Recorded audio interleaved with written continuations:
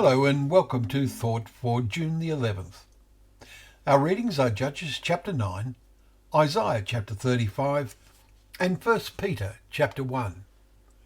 And our thought is preparing our minds for action. These words jump out at us in 1 Peter chapter 1 verse 13. What action? In one sense, each morning we need to prepare our minds for action each day, to make that day count in service before God.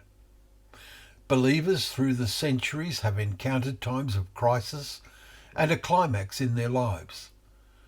The Jewish exiles to whom Peter was writing were suffering persecution, probably because of the rebellion of the Jews in Jerusalem against Rome in AD 67 to 70. Yet for the truly faithful, these were also occasions of deliverance, even if that deliverance should be being taken out of this life, as happened to Stephen, the first martyr, as we read in Acts chapter 7 and verse 60. Peter writes of those who, by God's power, are being guarded through faith for a salvation ready to be revealed in the last time, as we read in verse 5.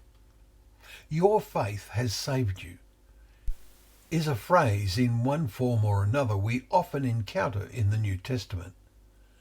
We sense that this will be particularly true in the final years of human rule on this earth.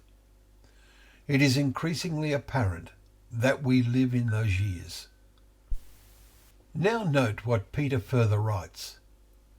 If necessary, you have been grieved by various trials, so that the tested genuineness of your faith, more precious than gold, may be found to result in praise and glory and honour at the revelation of Jesus Christ.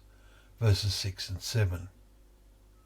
Peter writes of the time when those with such a faith will rejoice with joy that is inexpressible and filled with glory, obtaining the outcome of your faith, as we read in verses 8 and 9. Our Isaiah reading, chapter 35, has wonderful words about this time when the faithful come to Zion with singing. Everlasting joy shall be upon their heads. They shall obtain gladness and joy, and sorrow and sighing shall flee away.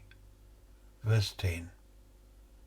So let us start each day by preparing our minds for action, having purified your souls by your obedience to the truth, as Peter says in verse 22. An obedience shown by our love for one another, earnestly from a pure heart, through the living and abiding Word of God. Verse 22, which we must make sure we feed on every day.